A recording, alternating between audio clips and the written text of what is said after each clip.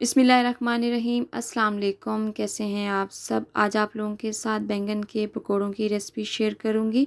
एक दफ़ा आपने ये बैंगन के पकोड़े बनाकर खा लिए तो आपका बार बार दिल करेगा कि आप बनाकर खाएं। तो आपने इस वीडियो को फुल वॉच करना है। इसमें आप लोगों के साथ मैं बहुत सारी चीज़ें शेयर करूंगी, तो रेसिपी अच्छी लगे तो लाइक शेयर ज़रूर कर दीजिएगा। मेरे चैनल पर फर्स्ट टाइम हैं तो चैनल को सब्सक्राइब कर लें। तो चलें रेसिपी शुरू करते हैं।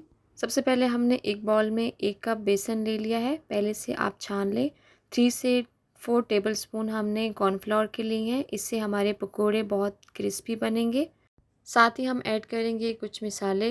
1/2 टेबलस्पून हमने ज़ीरा लिया है, 1/2 टेबलस्पून साबुत धनिया और 1 चुटकी अजवाइन। धनिया को आप हल्का सा पीस लें। साथ ही हम ऐड कर देंगे स्पाइसेस। स्पाइसेस में हमारे पास है 1/2 टेबलस्पून लाल मिर्च का पाउडर, 1/2 टेबलस्पून हमने नमक ऐड किया है, 1/2 टीस्पून कटर मिर्च। स्पाइसेस अब अपने टेस्ट के मुताबिक कम या ज़्यादा ऐड कर सकते हैं। साथ ही हम ऐड कर देंगे कटी हुई 1 हरी मिर्च, इसे हमने ऑमलेट कट कर लिया था। साथ ही हम ऐड करेंगे 1 चुटकी फूड कलर। यहाँ पर आकर हम एक ऐसी चीज़ ऐड करेंगे जिससे हमारे बैंगन के पकोड़ों का टेस्ट डबल हो जाएगा। तो जी, यहाँ पर हमने ऐड किया है पुदीना।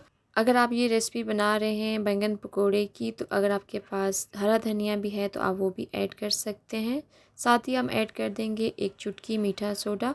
सारी चीज़ें यहाँ पर हमने ऐड कर दी हैं। अब हम इसे अच्छे तरीके से मिक्स कर लेंगे। जितने भी हमने इसके अंदर मसाले डाले हैं वो मिक्स हो जाएं। सारी चीज़ों को हमने मिक्स कर लिया है। यहाँ पर हम ऐड कर देंगे पानी।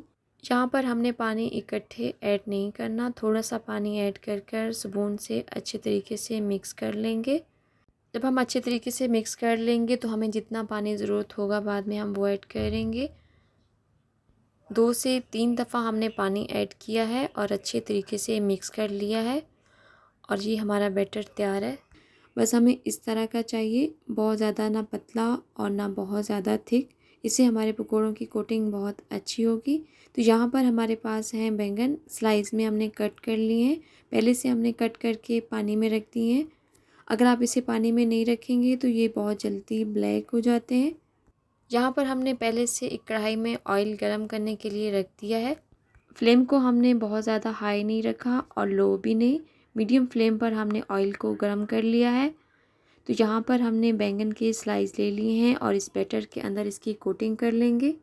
स्लाइस को आपने बैटर के अंदर अच्छे तरीके से डिप करना है ताकि उसके ऊपर एक अच्छी सी लेयर आ जाए बैटर की। तो यहाँ पर हमारा ऑयल अच्छे से गर्म हो चुका है। तो यहाँ पर हम एक एक करके पकोड़े ऐड कर देंगे। यहाँ पर हमारी फ्लेम मीडियम से लो है, बहुत ज़्यादा हाई फ्लेम पर हमने इसको फ्राई नहीं करना। अगर हम इसे हाई फ्लेम पर फ्राई करेंगे तो हमारे पकोड़े जल्दी जल भी जाएंगे और क्रिस्पी भी नहीं बनेंगे। तो आपने इस चीज़ का ख्याल रखना है कि इसे मीडियम से लो फ्लेम पर ही फ्राई करना है। यहाँ पर आप देख सकते हैं कि हमारे बैंगन के पकोड़ों का एक अच्छा सा गोल्डन सा कलर आ चुका है। हल्का सा हम इनको और फ्राई करेंगे और उसके बाद हम इसे निकाल लेंगे। बहुत ज़्यादा हमने डार्क कलर नहीं करना, लाइट गोल्डन सा ही करना है। लाइट गोल्डन सा कलर ही अच्छा लगता है। तो हमारे बैंगन के पकोड़े रेडी हैं। अब हम इन्हें निकाल लेंगे। तो आपको मेरी ये बैंगन के पकोड़ों की रेसिपी कैसी लगी है कमेंट में ज़रूर बताइएगा।